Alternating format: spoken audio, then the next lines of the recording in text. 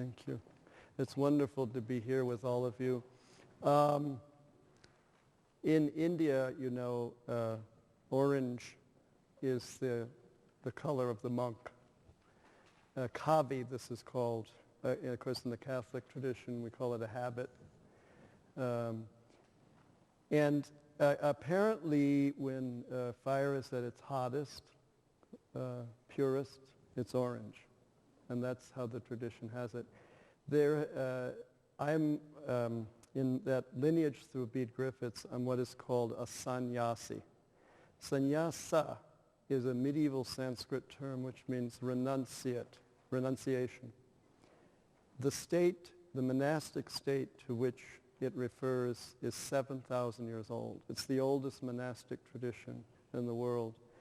And Buddhist monasticism developed from it, Hindu and Jain.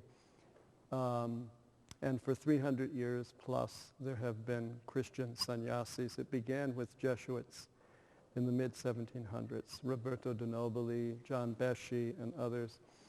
And now there are hundreds of Christian sannyasis, but you know there are over 40 million Hindu sannyasis.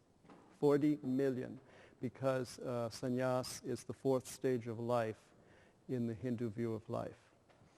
And so I'm a cross-cultural monk because I'm in that tradition, and then I'm also a monastic hermit under the Archdiocese of Chicago, and Canon 603, the hermit status under an ordinary, a bishop.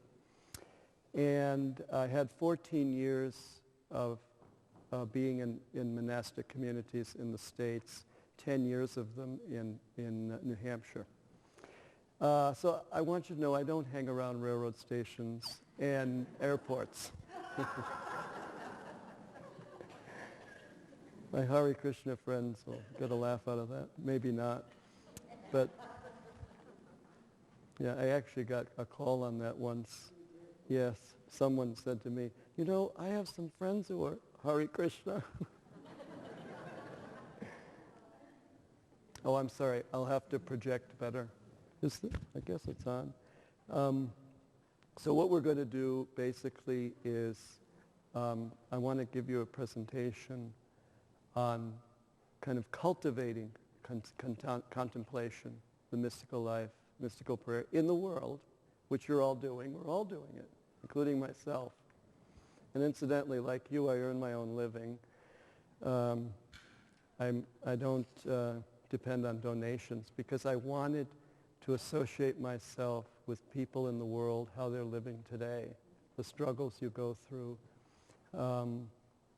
all the experiences you have to put up with, paying taxes, dealing with all the tensions, the noise, the confusion, the constant bombardment from so many different sources in the media, and the tremendous anxieties we face now in a world that's in a very, very dangerous place.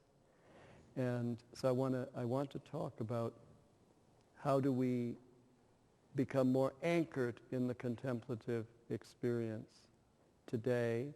And then, of course, we'll interaction after this talk, or we could wait till after the second one. And then I also wanted to do after dinner, maybe just before we do our centering prayer, I want to do a spiritual practice with you, which I call looking at your intention. It's a spiritual practice I've been developing. It only takes a few minutes, and it generates the mindfulness of contemplation and action. So we'll do that just before centering prayer, second time, before the second talk.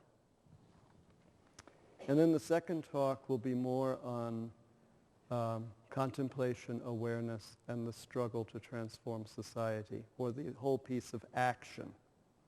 Okay, contemplation and action, or how contemplative prayer goes into action, how it becomes active.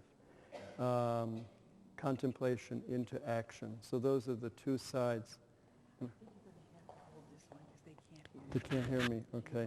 Sure. Okay, I'll hold it. It's a problem with my voice. It doesn't carry too well.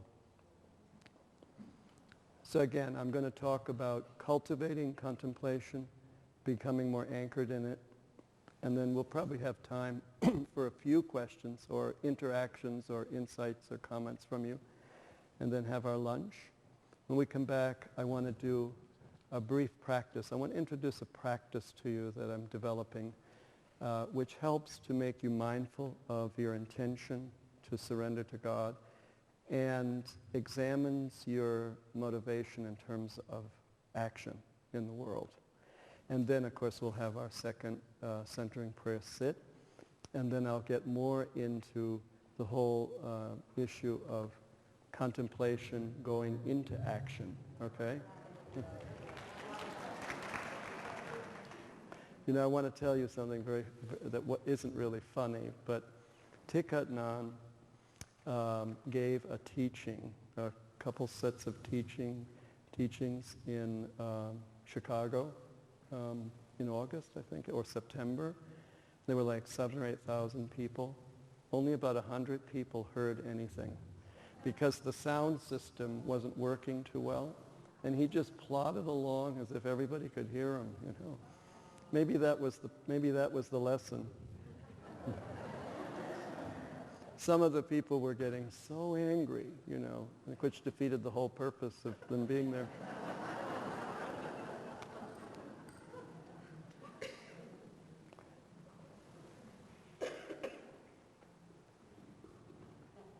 A different one? Oh. I'm going to load you up. You're going to load me up. I'm going to turn into a cyborg. Thank you. Okay, is that better? Okay. All right. One is for the heartbeat. All right. So the vast majority of us here, probably all of us here, we live tremendously active lives. And so we have so many, many responsibilities. So our spiritual life basically has to come out of our situation now. And our spiritual life is our human life here in the world now. That's what the spiritual life is. But it's a life that is more aware, more awake, more rooted in the divine presence. I love that wonderful insight from Saint Irenaeus, early father of the church, who said, the glory of God is a human being fully alive. The glory of God is a human being fully alive. Well, I would add, to be fully alive is to be fully awake, fully alert, fully here and now, fully realizing one's potential for holiness and union with God, with the divine, with the ultimate. Infinite consciousness.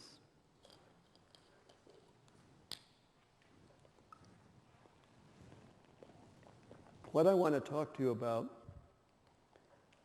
is a spirituality that is not one of withdrawal, but one of being in the world. And in this day and age, when the whole of our planet is threatened ecologically, through polarization of different civilizations, through the polarization of the haves and the have-nots, and the corporations run amok, doing as they please, irrespective of what the damage done to the environment or to the masses of poor people and homeless. The huge homeless problem of a sixth of humanity being homeless, 38 million refugees. All these situations that we're in are extremely critical. And so we have to be more involved with the world. We have to be more involved with the suffering of the world. But we have to do it with awareness. And the awareness comes through contemplation, or that enlightenment that the divine gives us through a slow process of refinement over a long period of time. It takes a while, but it's a sure path, and it becomes our anchor. And the whole point of it is to get our life into our contemplation, including our action. That's the contemplative attitude. When it's not a question of running against the clock to get your centering prayer in, or to get your visit to the soup kitchen in, or your volunteer work with inner city kids, tutoring them in English or math or science, but getting all those activities into your prayer, rooted into your prayer, everything. That's what I'm talking about. Secondly, I want to make a distinction between a spirituality of withdrawal and a spirituality of engagement. In this day and age, because of all the threats we face, all the crises, we need to work together in the world to transform peoples, cultures, religions, nations, and create a new civilization grounded in compassion, kindness, love, sharing, a civilization that works for everyone, that leaves no one out. And so we need the tremendous awareness that contemplation gives us, really that the divine grants us through the process, the contemplative process, the mystical journey, the direct experience of the divine presence, of infinite awareness, and that tremendous wisdom that's inexhaustible that comes to us spontaneously as we go along in the process. A spirituality of withdrawal is for a rare few, and I think it's valid. And we are here today because that exists, because all the mystical traditions came out of figures who went off into the wilderness or a cave or in the Himalayas or by a sacred river or in the forest, and through solitary spiritual practice, meditation, contemplation, self-denial and asceticism, and the works of love in sharing it later, the fruits, allowed this incredible mystical spirituality to emerge. All the traditions have it. It's the common ground of every tradition. Mysticism is the heart. And actually the mystical life, the contemplative experience, existed thousands and thousands and thousands of years before religion. The religions have only come in the last 10,000 years. They're new kids on the block. 50 to 100,000 years before meditation emerged, and these great mystic saints were around in various parts of the world, and they kind of transmitted their awareness and the methods of prayer to people around them. And then eventually the religions developed out of them. For instance, the experience in India in the Hindu tradition, the rishis, the forest sages of ancient India, of Indian antiquity. These rishis, who are the founders of the Sanatana Dharma, the eternal religion as Hinduism is called, they were the tip of the iceberg of a long development, thousands and thousands of years before Hinduism existed. And so Hinduism is the fruit of their experience of the divine.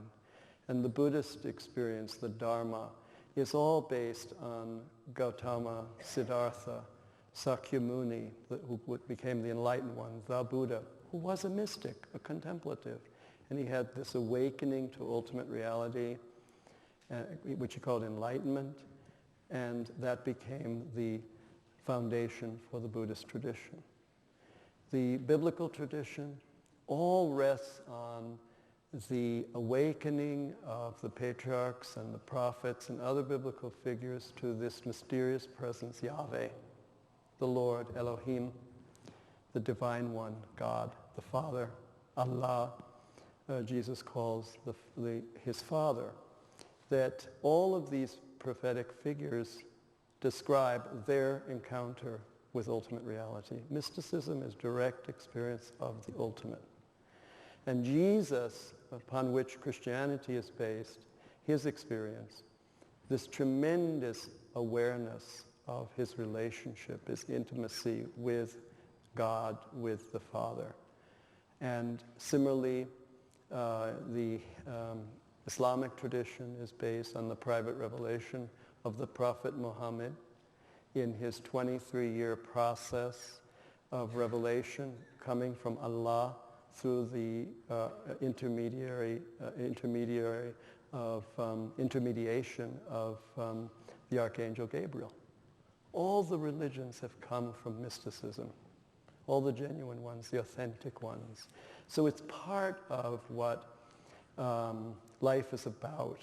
And the religions are carriers and repositories of those vital spiritual insights, methods, and visions. And so there is a common ground for humanity in contemplative awareness. And so all of them came out of a process that was one of withdrawal, a spirituality of withdrawal. But then most of them talk about the other side, the action side of engagement. So we need a spirituality of engagement with the world, involvement with others, with the suffering of our planet in all its dimensions of need, humanity, but other species as well.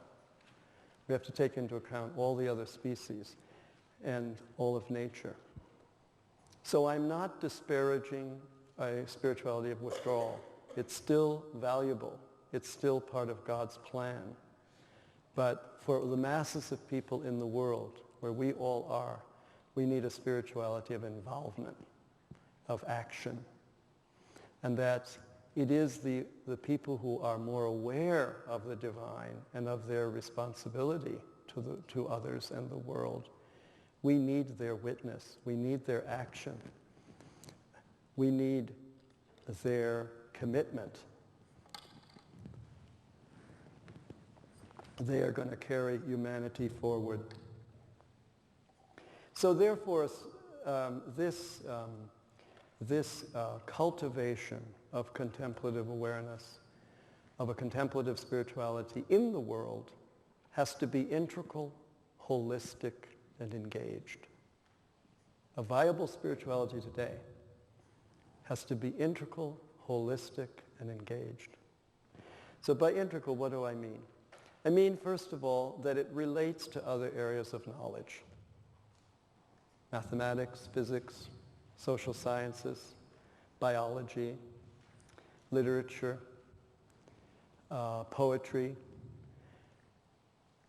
that it takes in all the other religions, the indigenous experience. We need the indigenous spirituality because the indigenous traditions know how to relate to the earth, which is a capacity we've lost, but we need it for the survival of our planet. Integral spirituality then will also be inclusive of art, of music, of poetry, and all other forms of creativity. They're all part of an integral spiritual practice. This includes, again, science as a possible spiritual practice for some. Physicists, biologists, mathematicians, in doing their physics, doing their science, with a certain intention of looking for the truth, the divine, that becomes a spiritual practice. 71% of scientists believe in God, of a first cause, a principle. And you would be surprised how many scientists are very spiritual people. And certainly the great minds in mathematics, in physics, in astrophysics, tend to be very mystical. They tend to have a profound mysticism. I was amazed at reading Edwin Schrödinger, who made a huge contribution to quantum physics. The degree of mystical perception he had was uncanny. I think he was a natural mystic, and that he didn't get caught in this absolutization of the scientific method. He knew there were other forms of knowing. All the great minds in science know there are many forms of knowing, and they're all valid. and that a great scientist might equally be a great musician, or a great poet, and certainly a great lover. And all of these are ways of knowing. So doing science can become a contemplative practice. So it's integral. A viable contemplative spirituality today is integral. And it's holistic. The problem is, like in Christian spirituality in the past, it's been from here up. And the body had no place. Not to mention sexuality. I mean, that was a dirty word, you know. We're still struggling with the kind of the rejection of the body in our tradition. It's going to take us a long time to heal that. I remember Thomas saying a few times about the attitude of the Cistercians, Trappist monks in the 12th century to the body was captured in an aphorism. When you enter the monastery, you leave your body at the gate. Well, you know, we live in a cultural milieu today that cannot reject the body. We have to integrate the body. The body is fundamentally part of us. And so a holistic spirituality integrates the body, the soul, the spirit, the conscious experience, the unconscious life, with the superconscious, with the divine. And part of that holistic spiritual vision requires a nitty-gritty kind of work with the unconscious seeds of motivation, which we see Thomas has dealt with very profoundly in his understanding of how would you put it, the false self system, and how profoundly our early experiences impact those seeds of motivation, and how through the process, the contemplative process, being faithful to centering prayer or any other kind of contemplative method or a method of meditation, one of the things it does is it unearths those seeds and allows us to see them and to outgrow them, or to allow them to be evacuated from our motivation. And that's very important work, and it's very hard work, and it's probably 9/10 of the spiritual journey is that deep work. So the third part is that it's an engaged spirituality, and that's the action piece, contemplation and action. That it's, we cannot go on with what we've seen in our society of this kind of narcissistic New Age spirituality that's all about self-development and not looking at transformation of the world and the structures in the world, the oppressive structures that may exist in our society and other societies. That it's not enough simply to work for our own transformation. We have to be engaged with the community. So involvement. See? That it's not enough for us to achieve union with God and walk by all the homeless people on the street and not about them. Aren't they? So spirituality today, as we cultivate it, integral, holistic, and engaged. And it requires also a harmonious, a positive, harmonious relationship with the natural world that strives for communion with nature. And this is a dimension, I believe, of a viable spirituality. This is one of the lessons we can learn from the nature mystics, from the romantic poets, from the American transcendentalist figures, Emerson, and Thoreau, Bronson, and others, that nature is a key part of the divine revelation, the cosmic revelation. The divine is revealing itself in the natural world and in the cosmos. And this has been a perennial source of wisdom for so many traditions. All the cultures of the world have had this dimension, have this dimension of nature mysticism. And it's also peculiarly American through the experience of the frontier, the wilderness. We are a people that find the relationship with the wilderness very valuable. We may not know why, but underneath it all, even people who are not aware that the divine is revealing itself through nature attracts them. See what I'm saying? And look as a people how much we are for camping, for hiking, for climbing, and just going for long, long walks. And so therefore, I think that our contemplative experience needs to reach out to nature. And one of the things that I propose there is the practice of nature, where you take a very vigorous walk. I try to do it every day. It's sometimes difficult. I try to walk for an hour every day and just free my mind from my preoccupations with what I'm going through that day, and just try to open myself to the wind, to the sky, to the seagulls and the crows, the ever-present crows. And all the people you're passing, but the trees and the flowers when it's spring and autumn and summer, and the fragrances, and the divine is revealing through all of that. So I try to do that in addition to my centering prayer, the practice of nature. Gardening is another extremely important way of contemplative practice. And I think it augments centering prayer. It augments meditation practice. And in the gardening process, one can learn a lot about God and one another.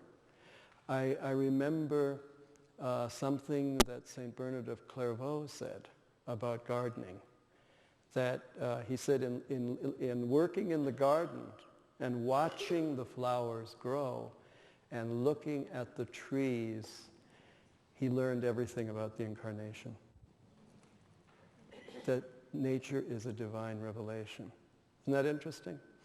So there's a lot that we can learn from nature, and we can have a contemplative relationship with nature, and it will reveal its secrets to us if we give it time. And then another part of contemplative life in the world and rooting it more deeply is to realize that we're in the world but we're not of it. That we don't buy the illusions of society.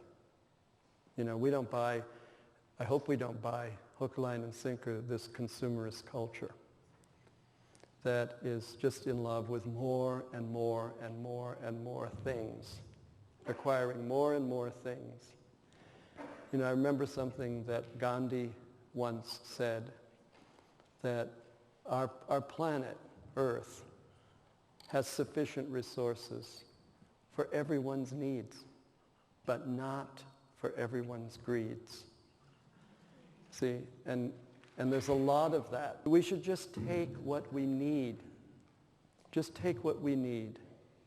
And when we buy something in a contemplative way, from that anchor of commitment to our relationship with the divine, we might ask ourselves, do I really need that? Do I really need that? Do I need 25 pairs of shoes? Or Imelda Marcos had 5,000 pairs. She made a state visit to Israel, I hear, to plant a shoe tree.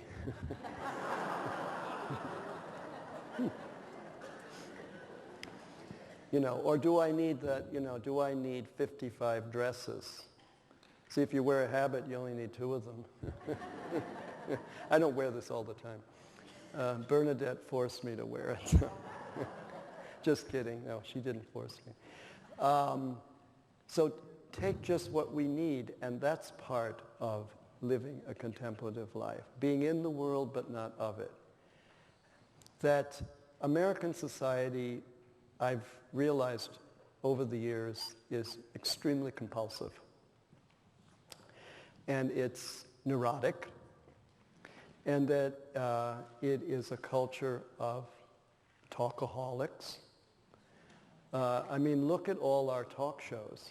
And exhibitionists, you know, that is spiritually illiterate, morally ambiguous, and psychologically confused, extremely addictive, and in love with violence, all sorts of violence.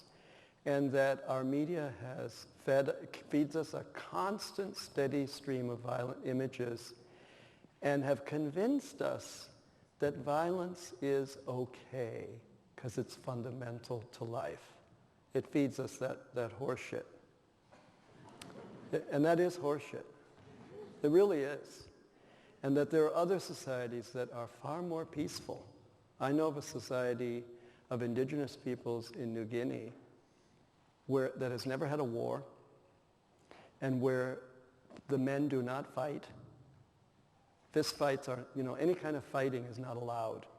It's socially disproved, not allowed. It's just not permitted. There's no approval of it at all. We can change. Our society can change, but not if we're getting a steady diet of violent films. You know, and then Hollywood pretends that, oh, it's, you know, it's just entertainment. They know what they're doing. So we have all of this input on us all the time. And, you know, the consumeristic mentality and the entertainment mentality. It's constantly there. I do think that film and TV can be positive, and it can be very educational. And videos or movies in particular, if the people who make film are more socially responsible and spiritually grounded, film could be an enormous tool for our spiritual development, our human development of our human capacities. Another thing, another element of anchoring the contemplative life is the way in which we regard and use time, the way in which we approach our work, and how we estimate money and where we put those resources. That has to be related to our commitment to the spiritual life. Those elements of our life, time, work, and money, use of money, have to be consecrated. They're not separate from our spiritual life. They're not off alone by themselves. If they are, that will impact negatively on our spiritual life. They all have to be, the spiritual life is a unity of all these dimensions of experience. They have to be grounded in contemplation. That work is sacred. There's a book called True Work by Michael and Justine Toms, the people who founded New Dimensions Radio. It's the best radio there is. True Work. And true work is work that comes from your passion, that you really are invested in, that it reflects your talents, and through which you can make a contribution to society. And the use of money, that I think more and more it's dawning that on people who have huge resources in money and influence and power, that they haven't been given that for themselves, that they have a responsibility. And that if they don't use that wisely, they're going to have to make an account for that someday. That's going to affect them. It'll affect their karma. It'll affect their development. But I think more and more people are waking up. I realized that some time ago, Ted Turner gave $1 billion to the UN, which was terribly, terribly embarrassing for the U.S. government, because the U.S. government hadn't been paying its dues, you know. And that $1 billion that he gave, that act of giving $1 billion to the UN, sent shockwaves through the upper class, that economic class that has so many resources, because some of them never realize, oh, you got to give something back. It just didn't dawn on them. There are many, many, many very enlightened people of means, and they really have a sense of stewardship about their resources. But there are some that are very greedy and acquisitive, and they have no idea of giving to anything or anyone, unless, of course, there's trumpets and they're drawing attention that they're doing this and that, and we know what Jesus says about that kind of behavior. They have their reward already. But no, there are some very, very good people who have been very fortunate that way, but they realize that they have to serve the larger good, the welfare of society, and that is certainly anchored in a more compassionate attitude. And I think for a contemplative in the world, one has to have an enlightened view of the use of money. And then, of course, any kind of contemplative approach to life that really fructifies into practice has to be committed and persevere in that practice. As you've been told so many times, I'm sure, by Thomas, by Bernadette, by many others, and you've read it, is that the key to the whole thing is regularity of practice. Regularity, day in and day out. Not 5 hours one day and then nothing for a week. The breakthroughs in grace, in realization, in refinement of our character, growth in the virtues, especially in growth of love and compassion, comes through every day, daily practice. And that, incidentally, is universal.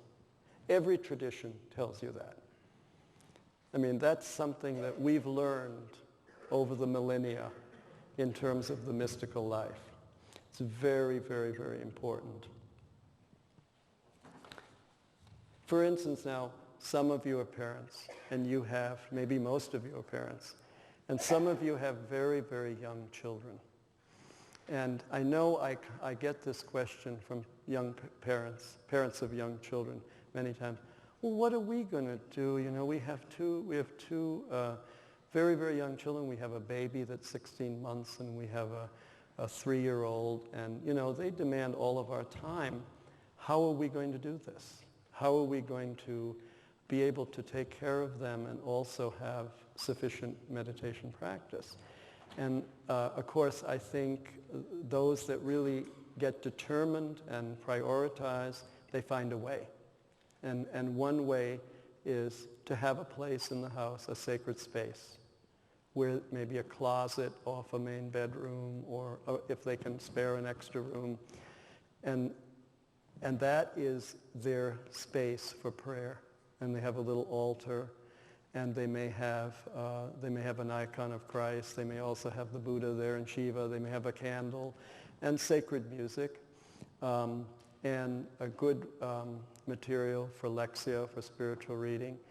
And over a period of time, so if they have to constantly take care of the babies, that they can divide their time. One of the spouses can be taking care of the children, while the other is doing centering prayer or lectio, and they can alternate that way. It can be done. It is being done.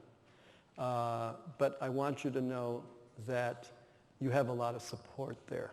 It is possible, but you have to prioritize. You have to make that decision that that's important for you. And I know many parents of very young children, even babies, that do it, and do it very, very successfully.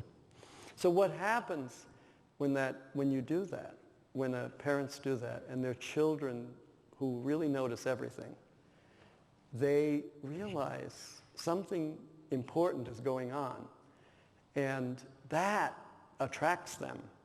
They may be turned off to church. They probably are. But they know that that's important because their parents do that every day. And it's personal to them. It's in their home. And parents have told me that what happens is they want to be part of that. And one man told me that his daughter and his son will want to come and sit in his lap when he's meditating. Well, that's not very good, but you see the effect it's having on them. It's speaking to them very, very deeply, very, very profoundly. So I want you to understand that that parents and that whole work with their children, of rearing children, and how do you integrate the spiritual life with that responsibility, that, many of us are thinking about that. And there are resources. There's a wonderful book by Sister Madeline Simon. She died last year. She's a British Sacred Heart nun. A wonderful, wonderful book called Teaching Meditation to Children. Teaching Meditation to Children. She came out of the Christian meditation movement, John Main. Then another very important part of anchoring contemplation is spiritual friendship. Spiritual friendship. And this is a value that is not talked about much in our culture. That friendship is essential in life. In fact, the Greeks, Aristotle, he wrote in his Ethics that the two highest activities in life are contemplation and friendship. And that friendship is a relationship where people are processing life, and particularly wisdom. It is a medium to process wisdom with your friends. That's friendship on a very high level. That we need, all traditions talk about this, we need to have these relationships. We need a supportive community, and that's what spiritual friendship gives us. Think of, for instance, the Buddha. The Buddha had a wonderful disciple who was a close friend, Ananda, which means bliss.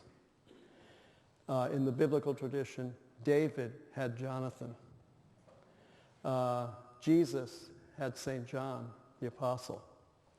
St. Francis had St. Clare and Brother Leo. This relationship provides essential support, which is a relationship that is sub specie aeternitate. It's in the light of eternity. It's an eternal bond, friendship. It's very, very important. And certainly that friendship has to be the basis of a good marriage as well. So it's extremely important.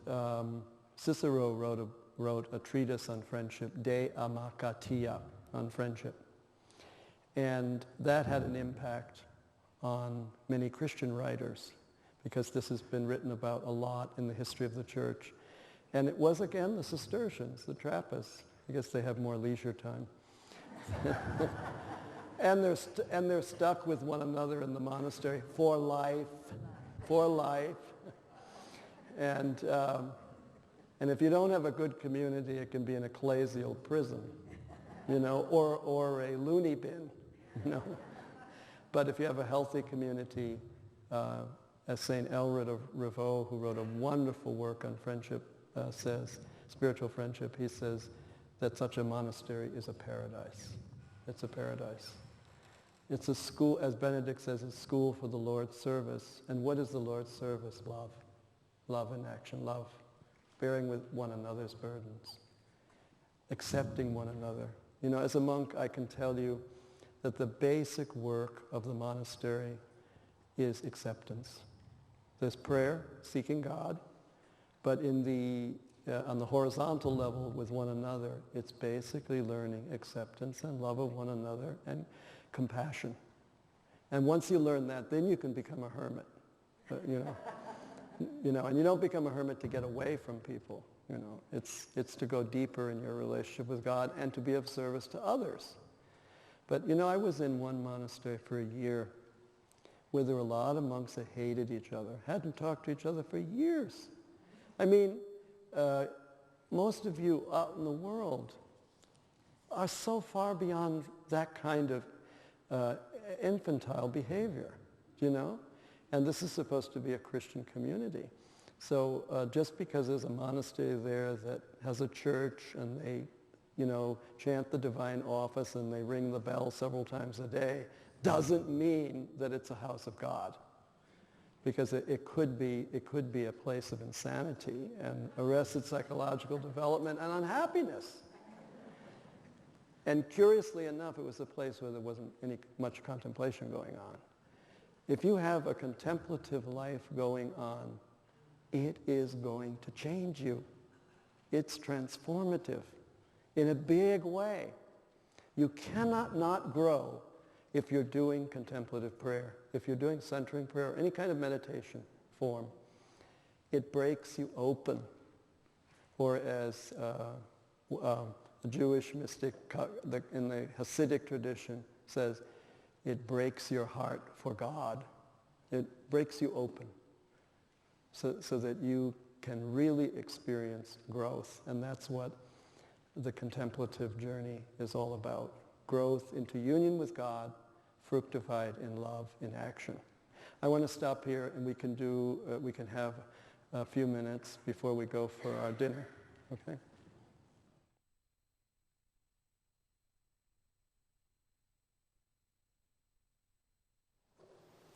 So now I want to go to the other side of this whole matter of spiritual life in the world, contemplative, being a contemplative in the world as we all are.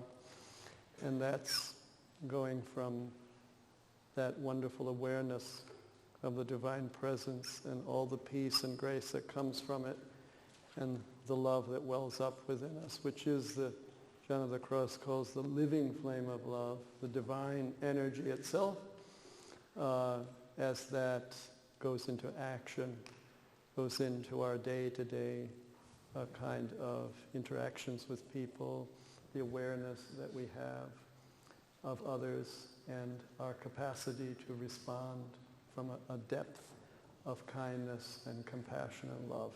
I want to talk about that. This whole matter of the relationship of contemplation and action is really a question of balance and a question of a kind of organic tension between the two. And I think the deeper you develop this capacity of the contemplative experience, when it becomes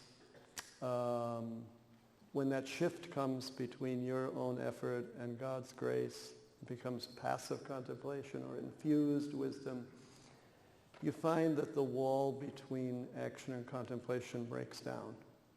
It's an artificial distinction. It's all the same flow. It's basically, it's integrating in yourself quite naturally, spontaneously, two levels of awareness, the vertical and the horizontal. To put it another way, it's balancing two loves, love of God and love of one another. And the action part takes us into the sphere of being present each moment to the demands of love, demands of charity, of mercy, of kindness, of compassion in each moment. In our society, it's very, very interesting that we are taught from very young to follow a schedule, which is okay. But that business of being bound to a schedule has emphasized the value of convenience. And that value of convenience can become a real obstacle to the demands of love because it can cause people, I've seen it in my life, it can cause you to not respond or not even see what is right before you. What I've learned from many years of trying imperfectly to live the spiritual life, the fuller human reality, is that the gospel just is simply not about what we want. It's never about what we want. And it's never convenient. That's what I have found. Love is not convenient. Charity is not convenient. It goes against the grain. But we're going uphill here because it's a struggle upstream, because our society is about our convenience, our comfort, taking care of our needs. And I had this lesson driven home to me through a homeless man in Chicago some years ago. His name is Jerome. Jerome comes to see me late at night sometimes, and he lives on a Metra train station on the stairs. The police let him stay there. And that's how I met him, like 9 years ago, almost 10 years ago. And I've gotten to know him very, very well, and I know his heart. But I always tend to, on the street, I'll meet him when I'm in a mad rush. I'm in a mad rush to get to school on time. It's been almost impossible for me to be on time. It's like metaphysically impossible. I'm getting better at it. But I got a cell phone a year and a half ago for one reason: to let people know when I'm going to be late. Really, I mean it. But I'm getting better and better at it. But one of the reasons is because I get caught by people, and I need, and I try to be present. Well, one day, this is how this lesson came home to me. Several years ago, I was trying to go from Hyde Park in the South Chicago to the Loop to a class. And I was running behind schedule. And I'm getting up the avenue where I have to turn right to get the bus. And there's Jerome standing there. And I just know, oh God, this is going to be a half hour. My students will go home. I mean, they'll leave class. They're not going to wait for me. So I thought, well, I'll see him later. And so I went the other way, and I walked all the way around, and Jerome is standing the other place. And I thought, how did he do that? So then I tried one more time, and I went around again, all the way around, and Jerome was there too. And so I said, okay, I get the message. It's not about our convenience.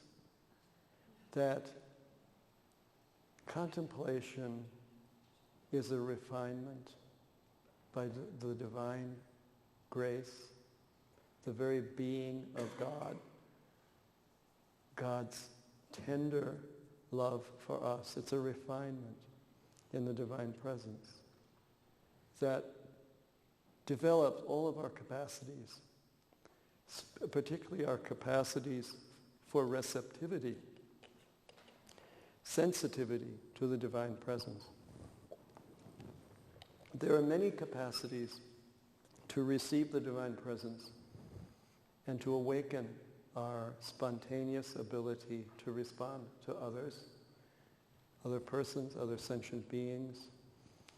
Even a worm that's like crawling on the sidewalk after a storm, that is not a small thing to God. It's a very big thing to God.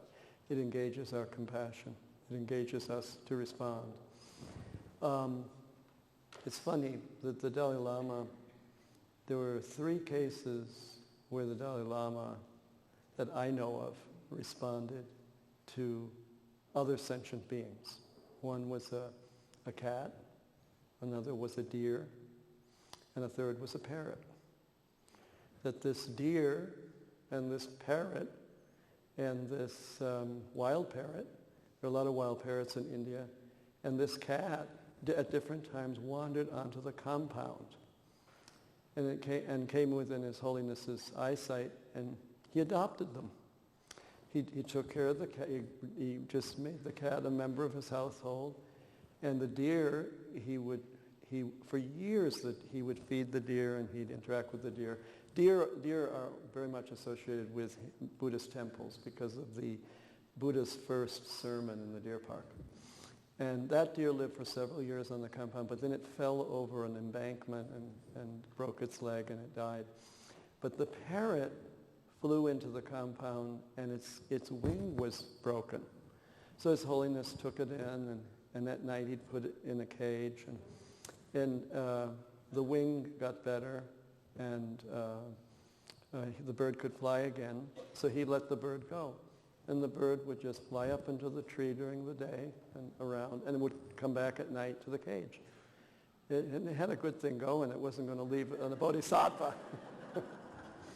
But my point is his capacity to respond to these other sentient beings, or to any being, his sensitivity, his compassion to be able to respond. Another time, I remember this, he was at Harvard. And it was a very important conference. And it was before a huge body of people. And he was interacting with 3 or 4 professors. And each professor was to have 10 or 15 minutes, or 20 minutes, say. And this was being televised and recorded for later promotion or broadcast. And the first professor went over his allotted time. And he kept talking. And, as he got to 19 minutes, the anxiety in the other professors began to get noticeably, the tension was rising. And when he went over 25 minutes, they were getting resentful. When he got to 28 minutes, they were angry. And at 30, they were ready to rip him off the stage. And His Holiness remained completely at peace during the whole thing and was listening with very, very deep, devout attention. And maybe that was the lesson of the whole thing. They had completely lost their peace, their perspective, and they were enraged. And, they were very, very angry. But His Holiness, in his sensitivity, he saw that this person had a need to communicate something that His Holiness discerned that this was going to really help him to do that. But it was, at the same time, it would teach a lesson to the other professors and to the audience watching. That is an incredible, bless you, that's an incredible incident of sensitivity. And it's not something that is valued in our culture because we don't have that kind of awareness. Well, contemplation gives you that kind of awareness. It develops those kinds of levels of attention. It's about attention.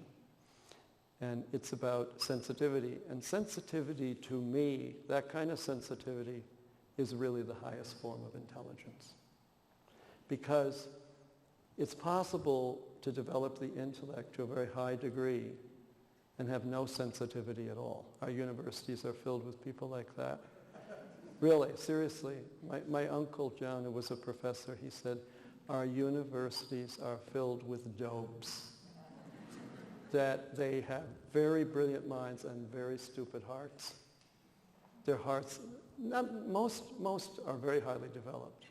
But some just develop their intellectual capacities and they never kind of develop their emotional kind of intelligence and other levels of sensitivity. And contemplation doesn't let you get away with that. See what I'm saying? That it's a holistic kind of transformation, and it also affects very, very, very deeply our relationships with other beings, with other sentient beings, with nature, with the whole ball of wax. Everything is important.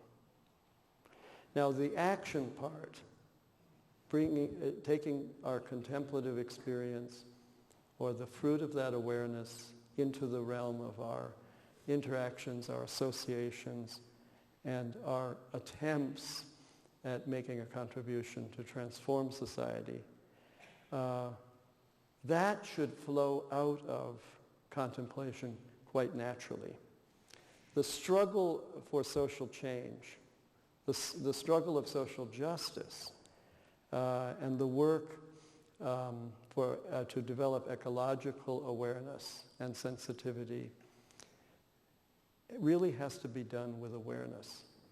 And contemplation gives us that awareness. You know, there are so many people who become activists who lack a rootedness in contemplative awareness.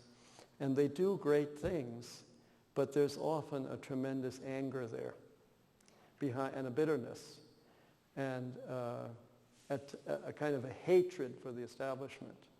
And, you know, I'm amazed, for instance, at how much hatred is directed towards George Bush. And have you noticed that?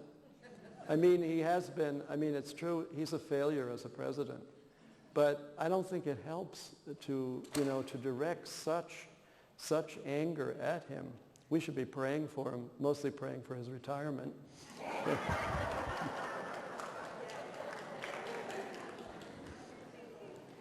And I found it really ironic, you know, in the peace movement, you know, this tremendous outpouring of outrage at Bush, and yet it's a peace movement, you know?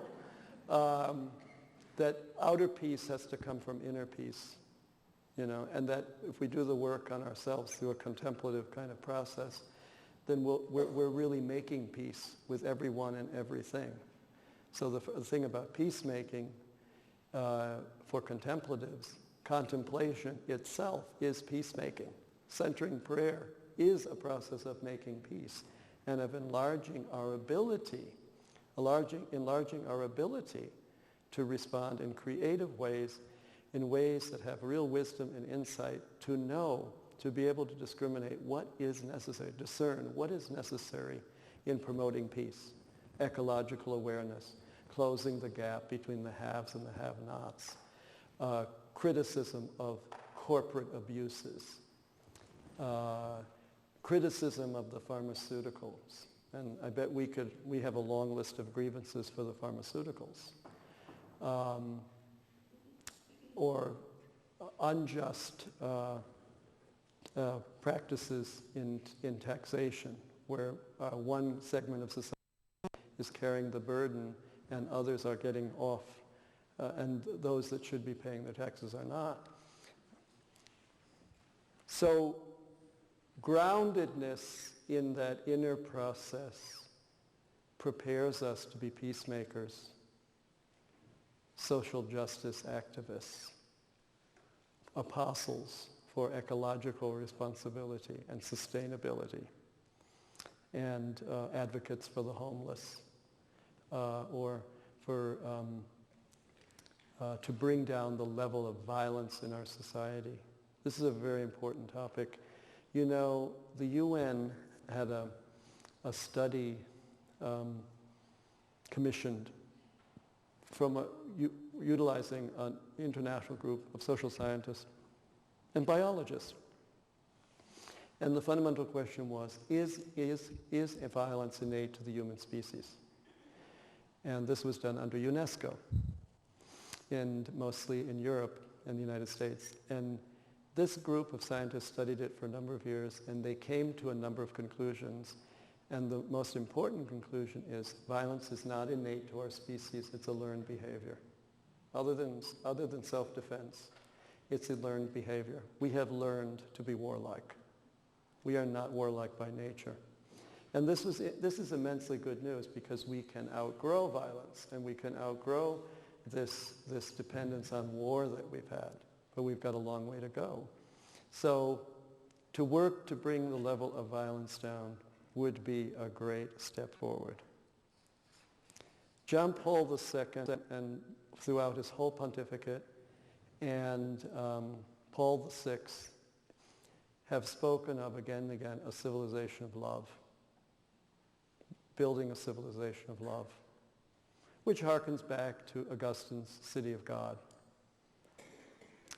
And this civilization of love, I think, is kind of the ultimate goal of history, which is really Civilization of love is really, in a sense, the vision of the gospel.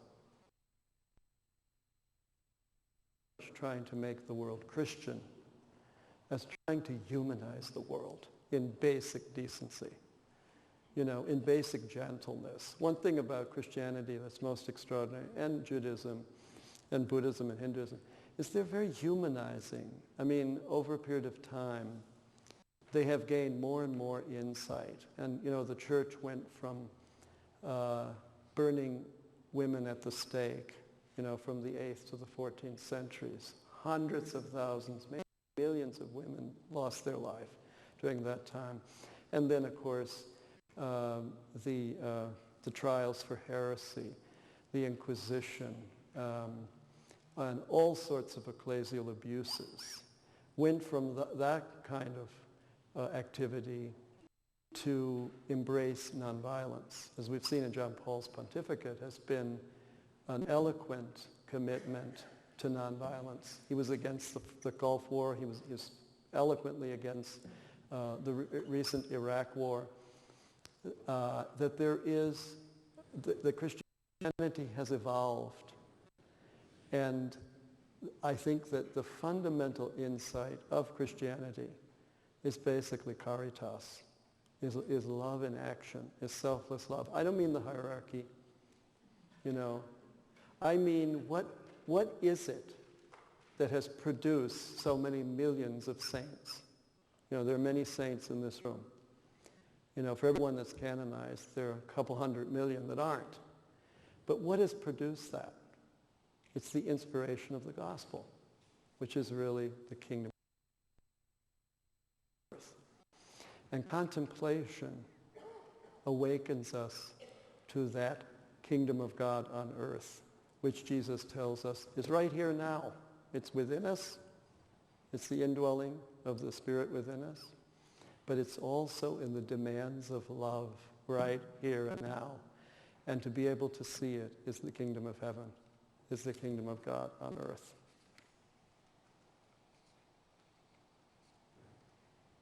So the civilization of love is predicated on caritas. I don't like the word charity because it's too weak a translation of this incredibly profound Latin insight. Caritas is the order operative on a universal scale. Augustine called it the tranquility of order. But it's the order of heaven. It's the order of peace between that functions in relationships between God and between and among us in the world. That is the kingdom of heaven. And that order of peace, of tranquility, is love itself, divine love, agape, selfless love, the kind of love you see operative in the lives of saints.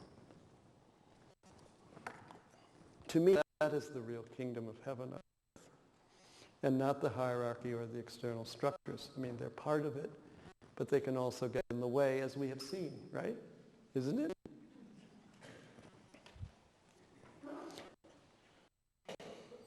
Contemplation generates to recognize this existential reality of the kingdom here within our being, in our awareness, in our interrelationships with everyone and everything. And contemplation experiential. It is theoretical. It's very real. It has an impact on how we are. It has an impact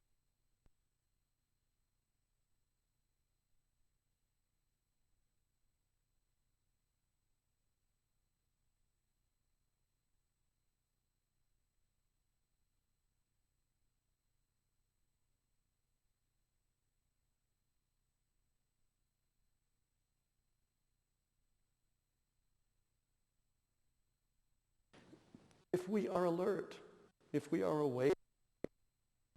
And the spiritual life is about being awake being alert, being able to perceive right now.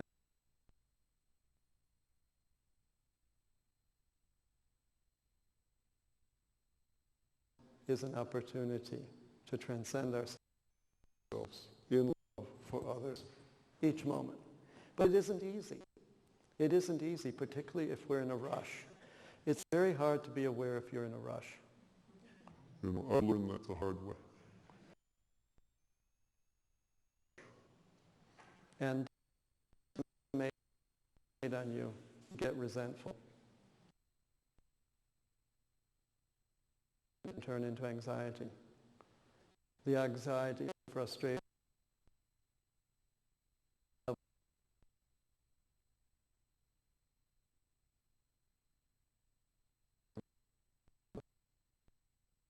an explosion, isn't it? And I think most of the violence in the world is related to impatience and getting resentful and then losing control. This contemplation that informs us,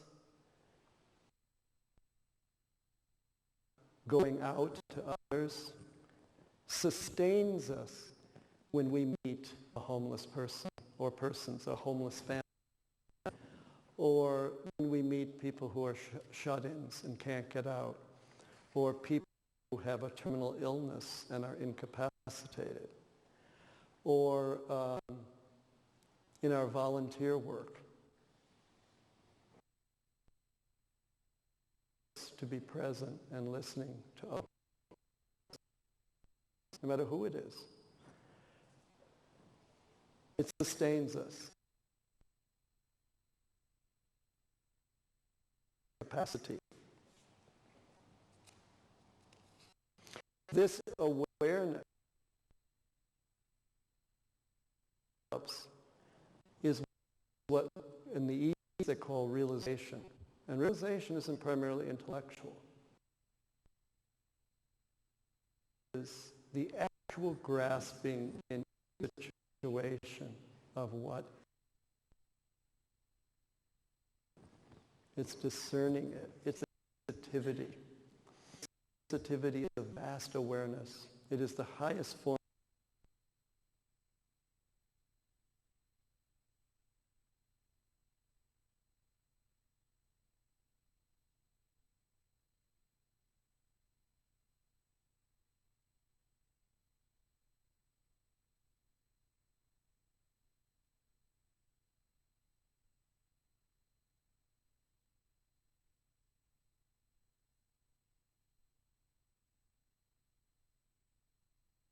That sensitivity. Thomas can do that too. Any one of us can do that just by capacity for openness and alertness.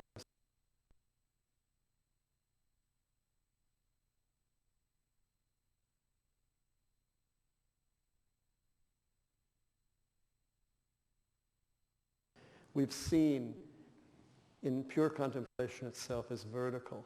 It's an intense sensitivity to the divine, which develops along in the contemplative process. As it develops, it's a gift from God. God is the Spirit. Indeed, the Spirit is rotting that capacity in us, is giving us that capacity quite naturally in our very nature. Indeed, Thomas Aquinas says, grace builds upon nature. The grace of God, which is a communication of the very life of the divine,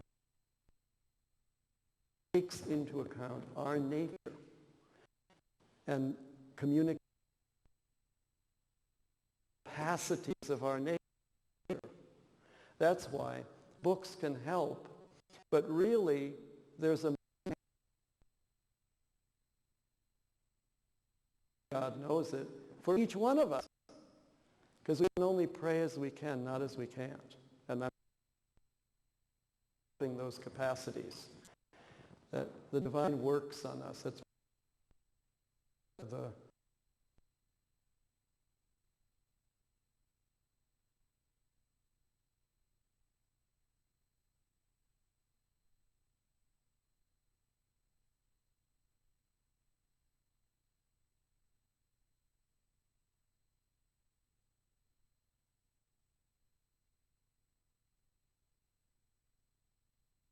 difficult to have a healthy relationship with God. Because there's a lot of I mean, I can do it. Those basic needs that haven't been met in that person, or the woundedness and brokenness of abuse or neglect, those wounds have to be through therapy and through prayer and through a supportive family or circle of friends. So grace is upon nature. And there is that intense journey, greater intimacy, greater and greater love of God. And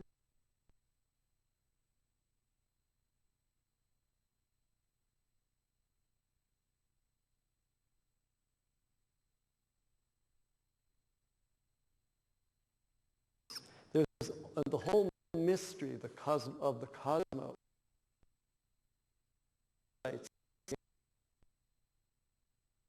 the cosmos.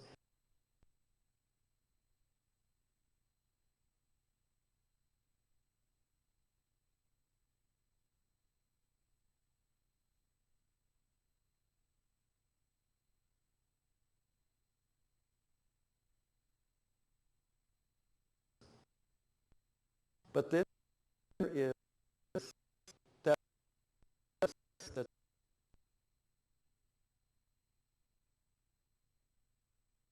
the world into our relationships, our family, into our circle of friends,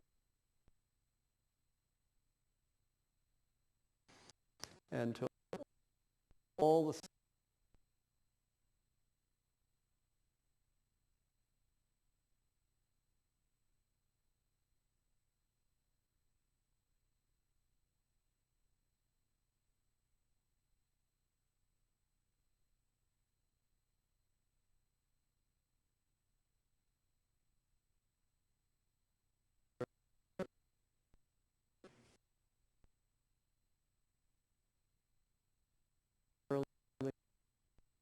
so that we can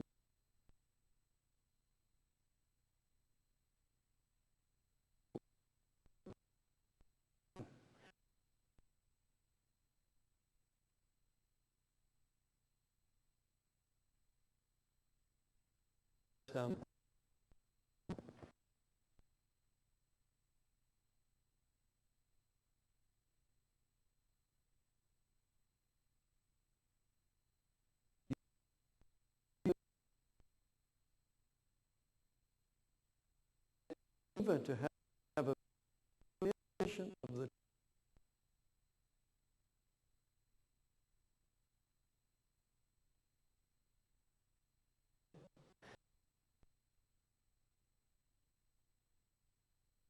one that we can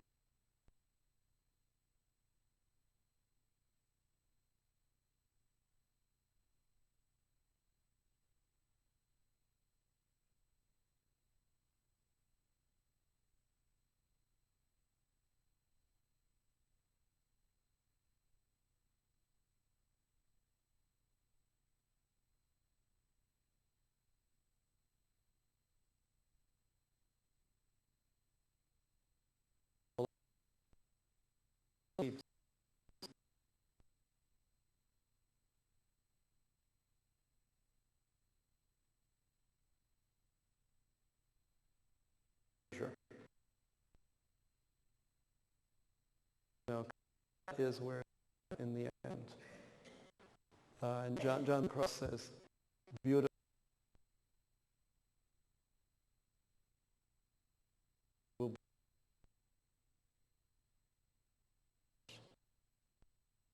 Not in a selfish.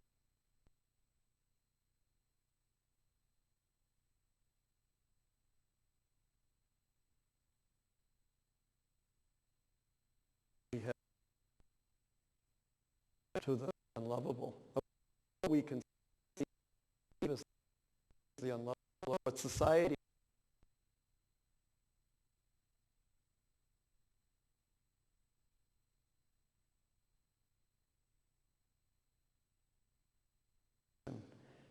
and for a contemplative in the world, that seemingly difficult,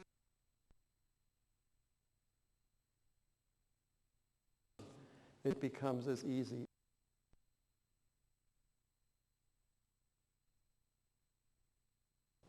Surrender. You have to surrender to being inconvenient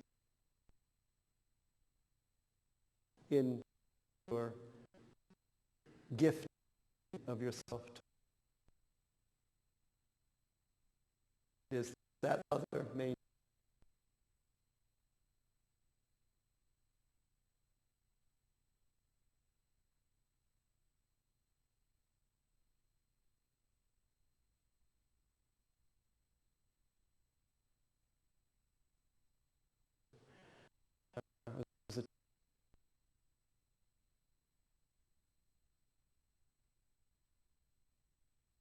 To teaching.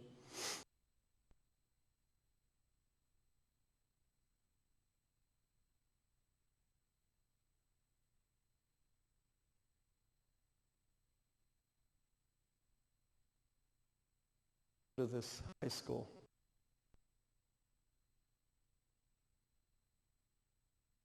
I was looking for a teacher.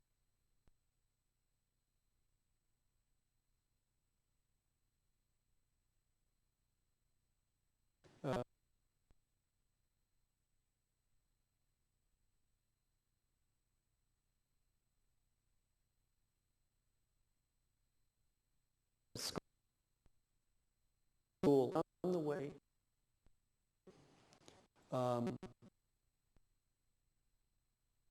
Stopped me. I was homeless. He was white. Chicago, most of the homeless are African American. And our system. And was in a again to get to school. And I wasn't as a wow. And he said something to me.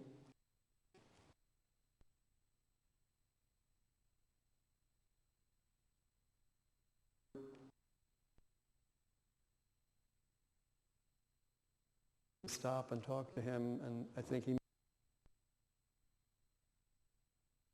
And something very strange happened. I said something.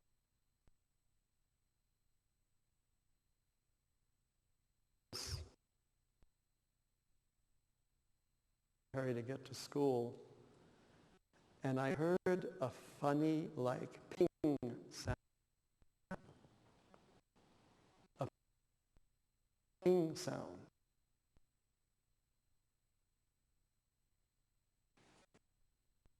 And then I had a realization,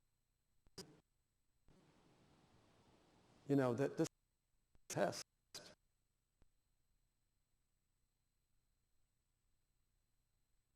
was like a ping sound. That was the wrong answer.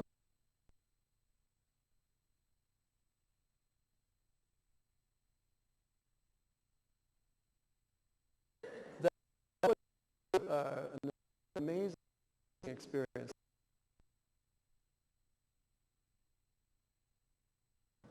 But each God is saying to us,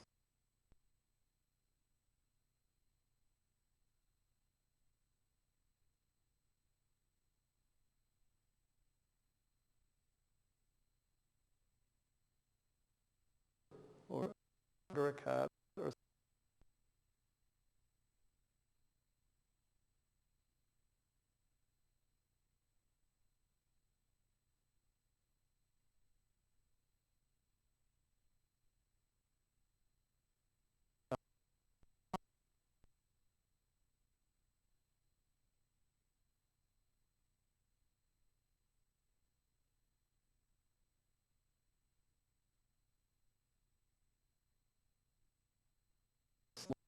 feet on the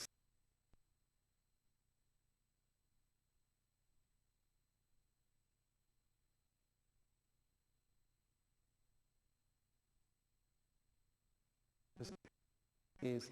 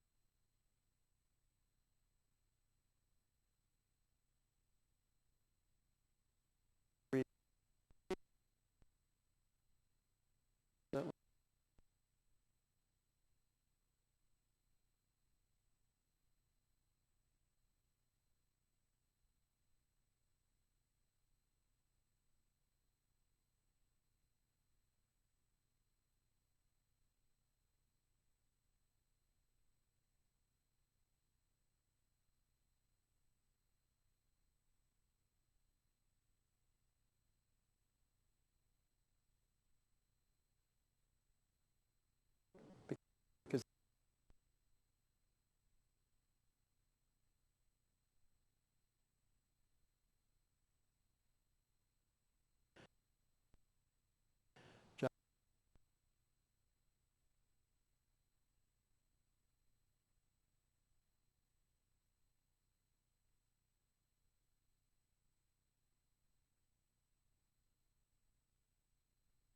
into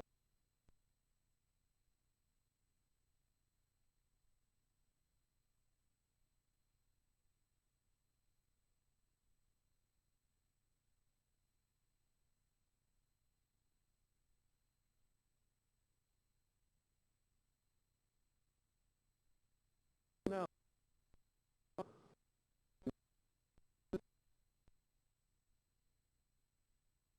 that you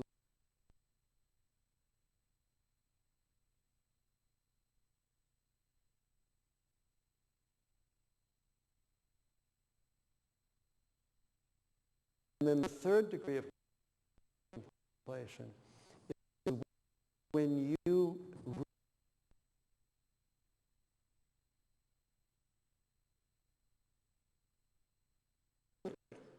but when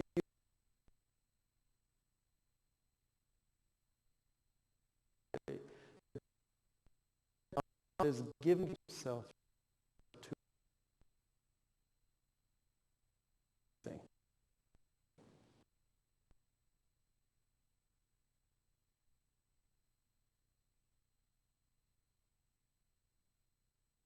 Homeless person on the street.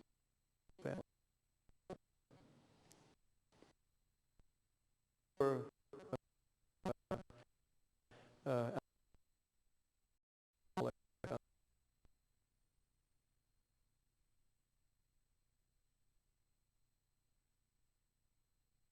God forbid.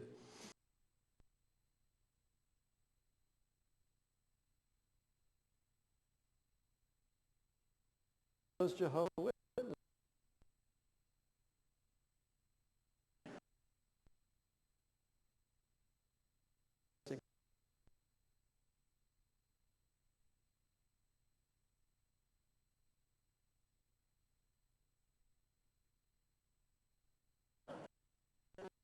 In your joy,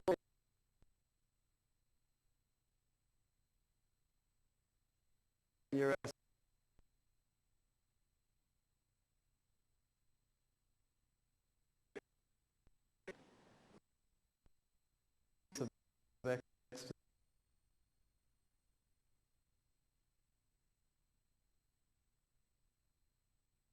inspiration.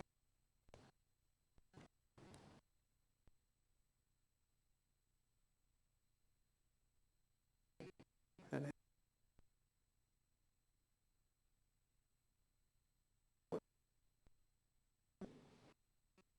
your dream.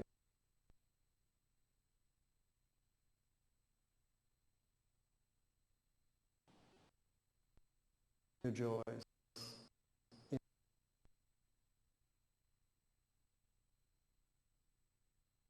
To you.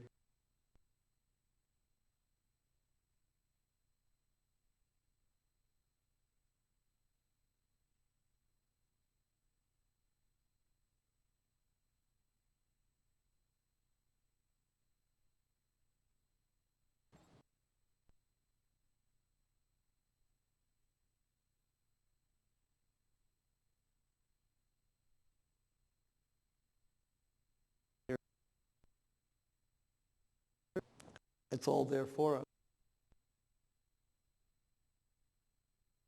There was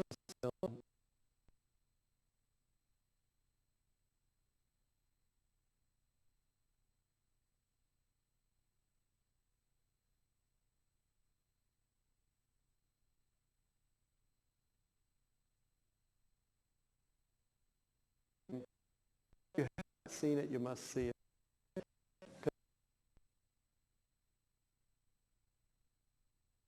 This wealth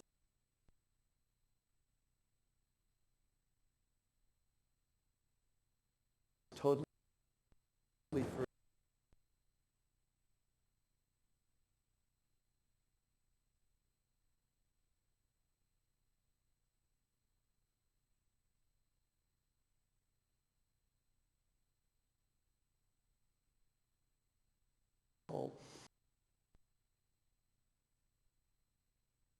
And the realities of life.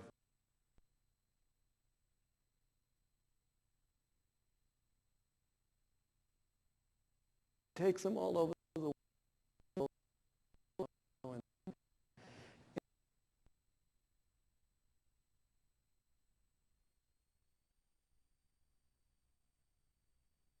I don't know what his name was.